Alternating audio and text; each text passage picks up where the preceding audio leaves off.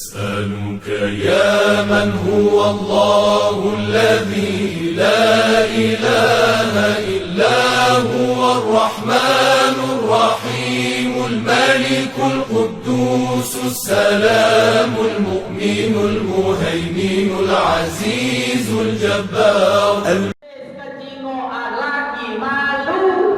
Sekarang labanya mamerkan betis, kain ketinggian, celana ketinggian, betis kejingoan. Padahal Nabi malu betisnya kejingoan. Nabi laki-laki dilihat sama laki-laki lagi malu.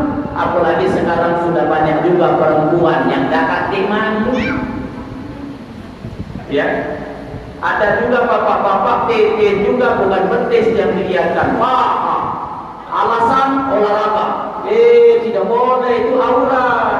Aurat laki-laki itu dari pusat sampai dengkul. Kalau paha kelihatan berarti sama saja kita dengan perempuan yang buka aurat pusat, dada dan lain sebagainya. Laki-laki paha auratnya terbuka. Masya Allah. Sangat pemalu Rasulullah Sallallahu Alaihi Wasallam.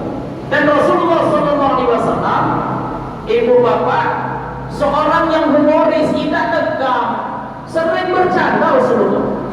Tidak tegang walaupun dia seorang nabi dan rasul, seorang khalifah, tapi dia tegang, seram.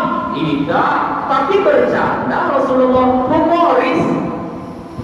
Selesai sholat, kumpul buat lingkaran. Biasanya bicara dakwah. Ya. Nah, saking asiknya ngobrol bicara dakwah, itu sambil makan kurma. Inilah dalilnya boleh makan di dalam masjid. Jadi kalau ada saudara kita, dia boleh makan di masjid. Itu dalilnya Rasulullah SAW makan kurma di dalam masjid sambil ngobrol dakwah, makan kurma. Kiasnya boleh makanan seperti ini, karena ada pendapat saudara kita tidak boleh makan di dalam masjid. Itu dalilnya Rasulullah makan kurma sama para sahabat di masjid. Saking asiknya ngobrol, Ali sambil makan kurma, bijinya diletakkan di hadapannya. Makan kurma sambil ngobrol, bijinya diletakkan di hadapannya. Rasulullah juga makan kurma sambil mendengarkan keasikan ngobrolnya Ali. Makan kurma Rasulullah, tapi bijinya kurma yang dimakan sama Rasulullah diletakkannya di depan Ali, bukan di depan Nabi. Jadi sambil makan, letakkannya depan Ali. Ali juga makan, letakkannya depan dia. Nabi makan, bijinya letakkannya depan Ali. Terus lama itu ngobrol, asik makan kurma, bertumpuk biji depan Ali. Biji kurma depan Ali itu bertumpuk. Karena kenapa? Karena biji kurmanya yang dimakan sama Nabi ditaruh di depan Ali. Itu dalilnya boleh makan dalam masjid. Kata Rasulullah, wahai para sahabat sekalian, lihatlah Ali, saking asiknya dia ngobrol, lihatlah kurma, biji kurma di depan dia, lalu tumpuk tinggi. Ali langsung lihat di hadapannya, Rasulullah, alam kebanyak biji kurma ini. Dalam artian Rasul tidak sebanyak ini, aku makan kurma, aku macam banyak ini biji depan aku ini. Dilerenya Rasulullah dimakan kurma, mana bijinya? Nah, ini berarti Rasulullah itu bukan orang yang tegang, bukan orang yang muawas sama kita, humoris juga. Apa kata Ali? Aku sambil ngobrol asik, iya makan kurma, iya walaupun kurma bijinya banyak di hadapan aku, ya alhamdulillah, daripada ya Rasulullah makan kurma bijinya ditelan. Tapi Rasulullah tidak marah, senyum dia, ketawa. Karena Rasulullah Ali tahu biji kurma yang dimakan Nabi itu ditaruhnya di depan beliau. Aku makan kurma biji, dapat telan. Nabi makan kurma, dapat biji ini ditelan. Nah, ini berarti kan bercanda, ya. Nah, itu syadidal hayai wa tawadu. Tawadu itu rendah diri, tidak mudah marah. Nabi itu tidak mudah marah, ya. Pada saat pribadinya dicaci, tidak mudah marah. Berjalan sama Aisyah radhiyallahu anha, berjalan dia. Ada yang lewat orang kafir, Orang kafir lewat mengucapkan asamu, ya, awas hati-hati. Asamu alaika ya Muhammad, asamu alaika ya Muhammad. Asamu itu artinya racun. Asamu alaika ya Muhammad, mampuslah kau Muhammad. Itu kan orang kafir. Makanya kapan kita mengucapkan salam, benar-benar jangan ngebut. Itu dikatakan kalau kapan mengucapkan salam ngebut, artinya beda. Assalamualaikum, assalamualaikum. Itu sama dengan mampuslah kau. Kalau keselamatan itu assalamualaikum, assalamualaikum gimana? Assalamualaikum, assalamualaikum. Itu mampuslah kau. Assalamualaikum ya Muhammad, mampuslah kau ya Muhammad. Itu kafir. Tapi Nabi tidak marah. Yang marah siapa? Istrinya Aisyah radhiyallahu anha. Marah dia. Ya, dijawab assalamualaikum ya Muhammad, assalamualaikum wa rahmatullahi wa barakatuh. Oi Aisyah, ya, sekali dikasih 3 kali balas. Ah itu Pak kalau dino kan jangan main-main, ya, jangan dikataui sekali 3 kali balas. Mahlan ya Umairah. Itu kata Rasulullah, Nabi yang disumpahi assalamualaikum ya Muhammad, yang marah Aisyah radhiyallahu anha. Kau pula yang mampus, kau pun melaknat, kau pun asam. Oh, sabar. Mahlan ya Umairah. Itu yang Nabi menenangkan istrinya. Mahlan ya Umairah. Tenang ya Umairah, wahai yang merah-merah. Jadi kapan bini bermalam, Pak, tenang ke, jangan melo-melo. Ini kadang-kadang kapan bini berlaku, mula lakinya bukan tenang, lacu laki dia, aku musuhnya. Nah, mama aku berbahagia. Ya, kalau sunnah Nabi mahlan ya Umairah, tenang, ya, tidak usah dibalas sampai seperti itu. Kalau dia mengucapkan assalamualaikum ya Muhammad, jawab baik, wa alaika. Jadi kalau misalnya dia mengucapkan assalamualaikum wa alaika, assalamualaikum wa alaika, pun saja waalaikumsalam. Kalau dia ngomong, ya, assalamualaikum, mampuslah kau, wa alaika, kau juga. Itu sunnah Nabi Muhammad SAW. Kalau saya jawab seperti itu, jawab sabar saja, kata Rasulullah, wa alaika. Ya, kalau Aisyah lain dia, 3 kali dia jawab. Kau mulai mampus, kau menolak, kau menasam. Oi, 3 kali balasan. Mahlan ya Umairah. Itu kalau Nabi, Bapak selaku seorang suami menenangkan istrinya, sekaligus kapan manggil istrinya Umairah. Umairah itu artinya yang kemerah-merahan. Itu sunnah Nabi Muhammad SAW. Jadi Bapak Ibu, kalau kita manggil abdi, umi, kita panggil mama, papa, bibi, bibi, mami, papi, ayah, ibu, kalau tidak ada didikan untuk anak kita, makruh hukumnya kata para ulama. Tapi kalau kita ya untuk mendidik anak kita, bolehlah. Tapi kalau sunnah Nabi Muhammad SAW, kalau manggil pasangan itu dengan panggilan mesra, Umairah, yang kemerah-merahan. Karena wajahnya Aisyah itu memang kemerah-merahan, ya, masya Allah. Jadi makanya dipanggil Umairah. Jadi pulang dari sini berhasil maulid kita. Ya, panggillah istri kita Bapak dengan panggilan mesra, Umairah. Ya, lihatlah ibu kaki ibu ya. Nah, lihatlah kalau Pak Haji Amin begitu. Nah, kapan dia balik ke rumah, kapan dia panggil Umairah. Nah, berarti berhasil maulid kita. Ya, Umairah yang kemerah-merahan. Mana kalau bini kami di hitam legam? Tetaplah panggil Umairah. Ya, berbohong demi menyenangkan pasangan dapat pahala. Ya, jangan terlalu jujur, menyakitkan. Ini mentang-mentang bini hitam legam, ajar aswad sini. Jangan. Ajar aswad artinya batu hitam. Jangan. Lalu keluar bini kita gendut, mama gembrong sini. Jangan. Walaupun jujur tapi menyakitkan nanti. Lalu keluar suami kita kurus kering, papa kereng sini. Jangan. Ustaz aku kan jujur, jujur tapi nyakit hati. Makanya kalau istri sudah capek masak, hidangkan makan siang pindang pegagan, bisa. Lah capek dia masak. Kapan dicicip? Kemasinan. Hah? Kemasinan, kebanyakan garam. Tapi jangan terlalu jujur. Papa, iya, makan rasanya pas.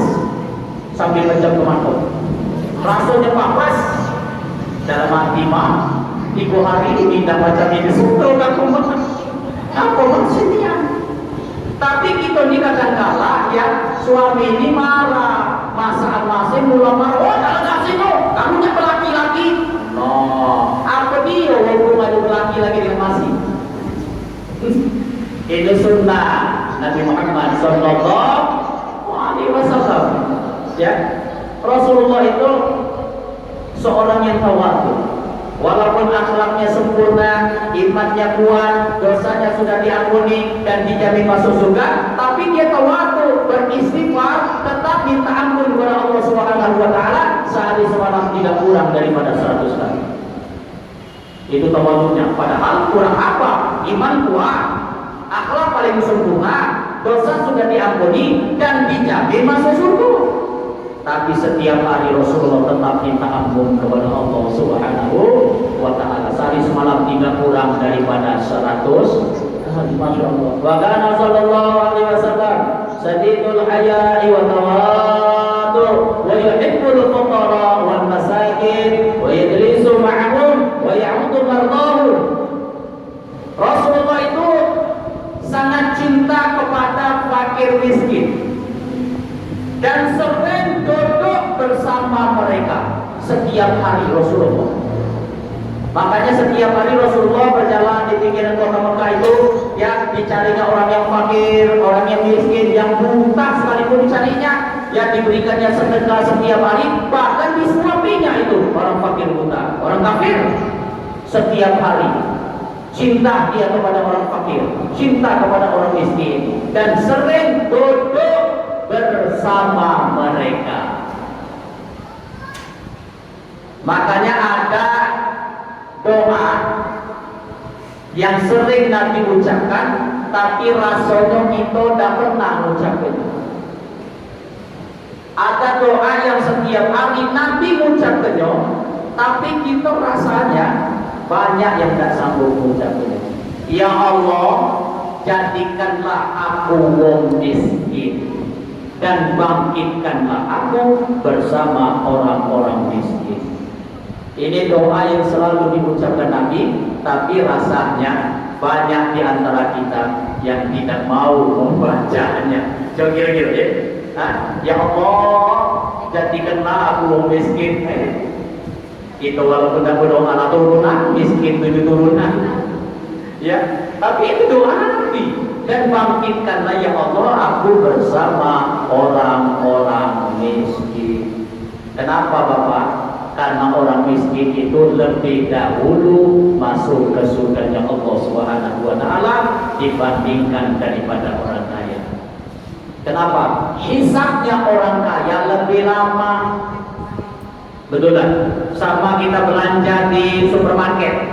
Kalau kita masuk, kalau kita cuma beli 1 buah saja, ada yang pakai sangke, itu biasanya cepatlah kita yang cuma 1 saja belanjanya. Yang pakai sangke 2 sangke tadi lama di terkenal. Titit, mana sejam? 2 sangke. Kenapa? Karena banyak yang di bawahnya, banyak yang dipertanggungjawaban di hadapan Allah Subhanahu wa taala. Bapak Ibu jemaah sekalian yang dimuliakan Allah Subhanahu wa taala, wa ya'udu mardahu. Rasulullah itu senang membesuk orang sakit. Makanya kalau ada saudara kita, tetangga kita, keluarga kita yang sakit, sunnah Nabi Muhammad sallallahu alaihi wasallam, ya, besuk orang sakit. Tapi besuk orang sakit ini, ya, itu ada akhlaknya. Kapan kita datang, jangan lenggang kangkung, bawalah hadiah. Ya, bawa hadiah minimal jeruk 2 kilo. Kalau dalamnya jeruk, dukunya hilang 2 kilo. Ya, jangan sampai nanti kita besuk sakit, lenggang diraso, tidak kate yang meraso kamu tahu tidak bawa apa-apa. Kamasam gitu. Coba kalau kau mau cenderung atau yang terasa kamasam, manis. Besok orang sakit bawa hadiah, bawa buah-buahan. Kalau tidak bawa buah-buahan, bawalah amplop. Amplop itu atau isinya bukan amplop yang lain, ya, atau isinya kapan besar pakai spidol, tulis nama besar-besar. Tapi kalau isinya dikit 5.010, tidak usah jual. Ya, itu biasanya kalau terkait nama itu ada alamat 5.010 ya. Tapi kalau yang spidol besar-besar, ini ya. Alhamdulillah, alhamdulillah. Doakan orang yang sakit, berikan semangat, jangan ngeci ke semangat, berikan semangat. Assalamualaikum Bu, waalaikumsalam. Apa dia sakitnya? Kencing manis. Oh, gula darahnya berapa? Gula darahnya 350. Oh, rendah. Tetangguamu gula darahnya 500, 3 hari sembuh. Itu cara kita ya memberikan semangat orang yang sakit, jangan ngecil ke semangat. Oh, Assalamualaikum, salah beliau sakit, kencing manis berapa gula darah 500, la ilaha illallah Muhammad Rasulullah. Ngaku tetangguaku 350 gula darahnya, ngaku 3 hari mati. Itu namanya kecil semangat gerok. Itu namanya adab cara kita besok orang sakit. Maka dari itu Bapak Ibu jamaah sekalian yang dimuliakan Allah Subhanahu wa taala, melalui peringatan Maulid Nabi Muhammad sallallahu alaihi wasallam. Ini kalau biasanya ada saudara kita kalau judulnya peringatan Maulid ini ditentang ya. Peringatan Maulid Nabi bid'ah, dhalalah, finnar, sesat, masuk neraka. Sesatnya di mana? Baca Quran, perintah Allah, sunnah Nabi. Betul tak? Baca sholawat, perintah Allah, sunnah Nabi. Silaturahmi, perintah Allah, sunnah Nabi. Sedekah, perintah Allah, sunnah Nabi. Sekarang di mana sesatnya? Karena Nabi tidak pernah memperingati, sahabat tidak pernah memperingati Maulid Nabi. Oh, berarti judulnya yang salah. Berarti kita rubah judulnya, bukan peringatan Maulid Nabi, tapi kajian ilmu di bulan Maulid, kajian ilmu di bulan Rabiul Awal. Jadi sunnah. Kajian ilmu di bulan Rajab, Isra Mi'raj. Kajian ilmu di bulan Ramadan, Nuzul Quran. Kajian ilmu di bulan Muharram, tahun baru Islam. Berarti benar sunnah itu. Tak kecolek judul. Tapi kalau peringatan oleh Nabi bid'ah, sesat, neraka, kami ubah judulnya apa? Kajian ilmu di bulan Rabiul Awal. Nah, itu baru sunnah. Terkecoh judul. Ya. Jadi peringatan Maulid Nabi Muhammad sallallahu alaihi wasallam, Bapak Ibu, sering kita lakukan. Bahkan enggak terhitung lagi. Betul tak?